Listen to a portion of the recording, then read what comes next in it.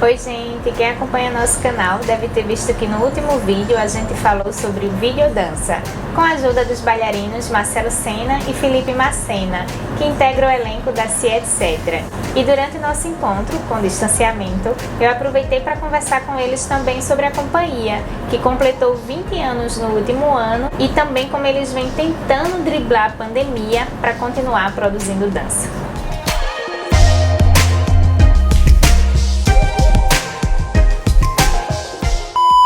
Então, são 20 anos, né? Assim, muita coisa mudou de lá pra cá quando surgiu essa ideia de criar uma companhia. Naquele momento, era o ano 2000, eu estava no começo da formação em dança. Eu morava em Aracaju, eu tinha ido para Aracaju fazer faculdade de jornalismo. Antes eu era da Bahia, né? Eu morava na Bahia até os 18 anos. E lá em Aracaju eu tinha muita vontade de fazer aulas de dança, comecei a encontrar outras pessoas lá muito importantes e são marcos, inclusive, na cidade. Mas eu não tinha os grupos que eu tinha vontade de participar, né? O que eles trabalhavam, a linguagem que trabalhavam. E aí, encontrando com Everton Nunes, lá em Aracaju, e Saulo Shoa, que também estava indo para Aracaju, tivemos essa ideia de criar uma companhia que seria também esse espaço para a gente ter essa formação, ter um espaço de experimentação e criar também um jeito, né, de ser grupo. De lá para cá já foram tantas coisas, né? Mas em 2004... foi quando a gente começou, na verdade entre 2003 e 2004 foi essa transição que a gente veio para Pernambuco e viemos para cá para trabalhar. De fato estava difícil, assim, uma política cultural na época muito difícil. Eu sei que ainda é muito difícil trabalhar com política cultural lá em Sergipe, a partir de incentivos, de prêmios, de apoios, né? E é um estado extremamente rico, com muitas manifestações, tanto de tradição, como pessoas também que vêm de uma escola mais moderna e contemporânea ali. Mas infelizmente não dava, a gente não conseguiu, tentamos até lutar ali um pouco, mas estava muito difícil. E Saulo Shoa, que era daqui de Pernambuco, fez essa proposição: vamos para Pernambuco ver o que acontece lá na minha terra. Aí viemos para a terra de Saulo e aqui a gente meio que foi encontrando também esses espaços, né? E é um estado muito forte na luta das políticas públicas, é um estado forte da produção, também tem uma grande visibilidade, né, nacional a produção daqui. E isso também foi criando esse intercâmbio, né, essa troca que a gente conseguia fazer, tanto de contribuir com o que a gente criava, mas também da gente contribuir na luta, de estar no dia a dia, né, tentando com que as coisas também pudessem caminhar e também entendendo isso, né? Quando a gente começou, a gente estava nessa formação de dança contemporânea. A ideia era fazer dança contemporânea e a gente se nomeava mesmo de dança contemporânea. A gente teve uma mudança de nome na companhia e a gente chamava Companhia Etc. de Dança Contemporânea, inclusive. E depois de um tempo a gente começou a ver algumas problematizações em cima do que seria dança contemporânea, mas naquele momento tinha muito a ver com a relação entre dança contemporânea e dança moderna. Agora, o que diferenciava dança moderna de dança contemporânea? De uns tempos para cá, as questões já são outras, assim, porque a dança contemporânea em si, como a arte contemporânea, ela vai ter muitas vertentes. Então, assim, a gente ainda coloca o nome de dança contemporânea, a gente fala também, assim, dessa forma, mas também queremos abrir um pouco esse conceito do que é a dança contemporânea, porque o nome às vezes assusta, porque tem uma relação com o que é dança contemporânea, eu não sei. Se você fala dança popular, a pessoa tem mais ou menos uma ideia, né? Dança teatro, a pessoa consegue, um jazz, mas quando você fala dança contemporânea num amplo, né, num público mais amplo, às vezes fica mais confuso. Então, assim, estamos nesse campo da arte contemporânea, mas já não balançamos muito essa bandeira. A gente fala que é dança. É mais fácil, né? Dança. Dança é, né? É dança. Desde o começo também a gente já trabalhava no audiovisual. Num primeiro momento pensando nos registros, né? Como se registrar. Eu lembro que a gente tinha muitos experimentos, assim, de filmar ensaio. A gente não tinha câmera na época, era muito mais difícil, né? Ter câmera em ensaio, assim. E aí a gente também ficava, como é que a gente faz para filmar melhor o ensaio, para depois a gente ter noção, não só para ver a coreografia, mas também para pensar qual é a melhor forma de sentir o que a dança tá colocando ali, né, em cena. Então ali foram os primeiros experimentos. E aí eu lembro que teve uma oficina de Gice Amorim, que é uma professora e bailarina, inclusive aqui de Recife, mas mora em São Paulo há muito tempo. Ela é formada no método Messi Cunningham. E quando ela estava fazendo essa escola lá com o Messi Cunningham, ela teve conhecimento também das videodanças, que é uma grande potência do trabalho de Mercy Cunningham, né? E nessa oficina que a gente fez com ela, ela falava sobre isso. E a gente falou, nossa, mas essas questões que ela está colocando aí são muitas coisas que a gente às vezes fica se questionando nos ensaios, né? Onde colocar a câmera, qual é a melhor forma de colocar isso, se a gente corta, não corta, como tentar fazer com que a coreografia ela esteja mais sensível no vídeo, né? Então a gente, existe essa história aí da videodança. Então, em 2007 a gente criou um espetáculo que já vinha de uma pesquisa que se chamou Corpo, Massa, Pele e Ossos. Foi um espetáculo dirigido por José W. Júnior. E aí tinha vários conhecimentos ali naquela criação do espetáculo que a gente desconfiava que dava para aprofundar mais. Então a gente seguiu, além da estreia do espetáculo, a gente seguiu pesquisando para investigar outras coisas. Na época a gente conseguiu um projeto pela Funarte e a gente fez a pesquisa prática Pele e Ossos. E aí a gente convidou outras pessoas também para trabalhar com a gente. Pedro Buarque, que é professor de filosofia, Kiran Gorky, que estava terminando um curso de fisioterapia, estava vindo da Europa, voltando para cá, para Recife. E aí a gente estava ali construindo aquilo tudo e falamos, vamos construir uma aula a partir dessa investigação toda que a gente fez. A gente falou, mas como é que a gente vai lembrar disso depois, né? E aí, enfim, a gente já tinha tido referência de outras aulas que a gente via. Isso acontecia muito com danças modernas, né? Principalmente nos Estados Unidos. Pelo menos as referências que a gente tinha muito forte nessa época eram as aulas gravadas nos Estados Unidos. Quando a gente chegou nessa ideia, a gente queria, na verdade, conversar sobre a pesquisa, mostrando de como aquela pesquisa era aplicada na aula. Então, essa videoaula que a gente gravou em 2008, ela fala sobre os princípios da aula.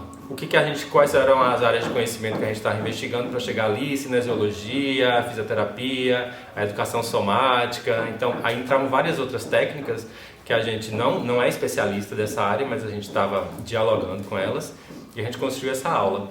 E a diferença dela, eu acho, para o que está acontecendo hoje, é que nesse momento essa aula ela não foi pensada para que a pessoa fizesse assistindo ao vídeo.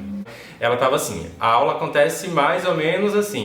E aí a gente ia comentando por que aquele movimento era no início da aula, como acabar, quais eram os exercícios de criação, de improvisação. Talvez hoje, pensando nessa lógica de como as aulas estão acontecendo por vídeo, ela não seja nesse formato de que eu vou assistir e vou seguir o vídeo, né?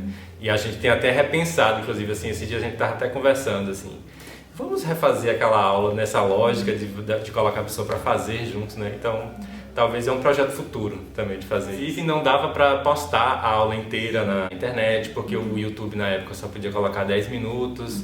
Então tinha toda uma condição também técnica, né, do que a gente estava vivendo ali na internet, que não tinha nem essa perspectiva de deixar disponibilizado. Ela foi gravada num DVD, depois a gente lançou um livro que tinha um DVD junto.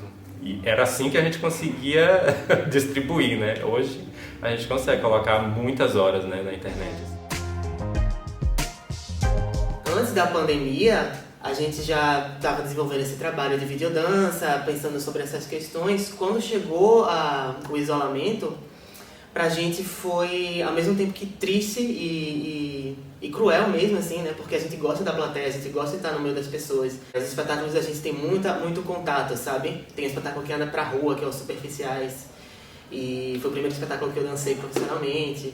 Sinto muito falta, assim, de estar no meio das pessoas. Mas o processo do vídeo pra gente já era uma outra história, já era uma outra questão. Quando chegou a pandemia, na verdade acabou que se tornou, a gente transformou numa oportunidade, né? Tipo, a gente vai ficar aqui em casa, a gente vamos continuar criando, a gente não vai parar de criar, né? E aí a gente aproveitou esse momento de estar sozinho, de estar pedido de estar junto das pessoas e pensar em formas de chegar nelas através da câmera, através do vídeo, que é um trabalho que a gente já fazia e a gente aprofundou. Então, pra mim, na verdade, foi uma fase bem criativa. Foi uma fase de muitas ideias, porque tem essa vontade, esse desejo, essa saudade das pessoas. Ao mesmo tempo, o respeito pelo que está acontecendo e da gente não se aproximar. E de pensar como a gente pode tornar interessante essa experiência de alguma forma e continuar produzindo videodança com o material que a gente tem. E foi muito interessante ver como todo mundo acabou tendo que, né, enfim, mas escolhendo, ou algumas pessoas não, né?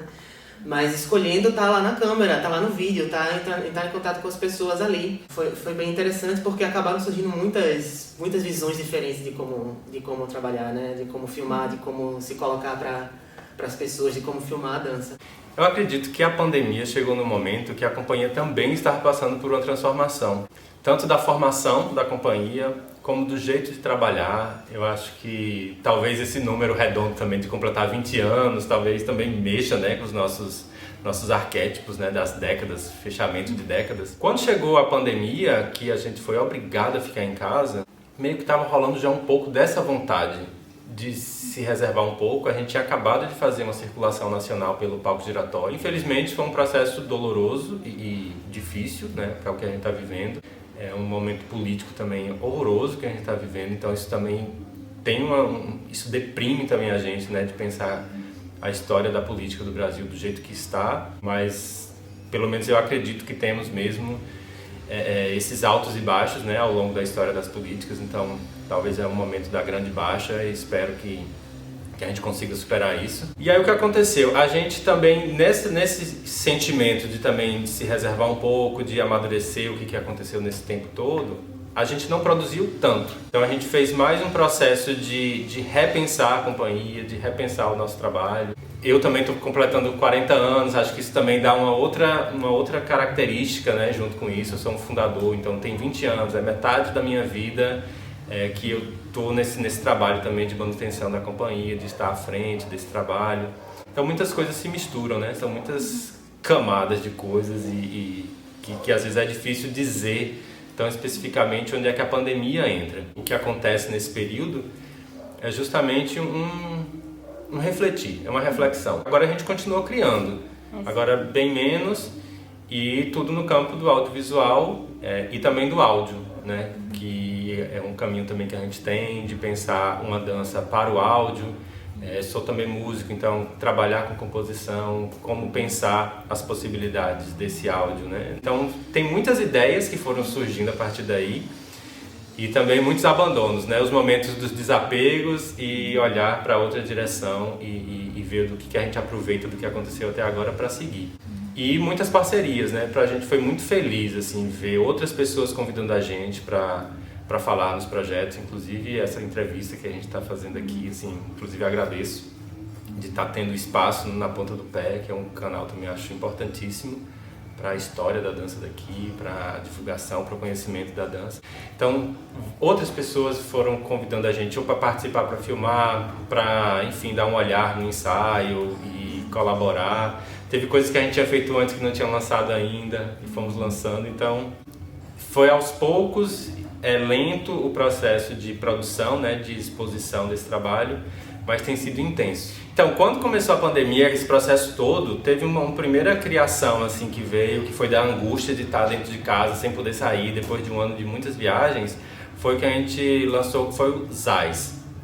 O Zais vem do nome Zazen, né, que é sentado em meditação, sentado em contemplação, que foi uma prática que a gente começou a fazer muito em casa, que é de meditar. Só que muita coisa mexendo ali, né, com a gente e tal, e aí foi um tipo de criação curta, rápida, a gente falou como fazer isso em baixo custo, foi o Zais. Depois tinha um processo que a gente já estava encaminhado já há algum tempo, que foi com a banda Rua do Absurdo, que foi a videodança, a videoclipe, a gente meio que usa os dois nomes, até porque essa categorização pra gente às vezes é meio complexa, assim, de bater o martelo, é videodança, é videoclipe, que foi Queda, que foi também tudo feito dentro de casa, né, e enfim, foram 3 meses de processo para o lançamento de Queda.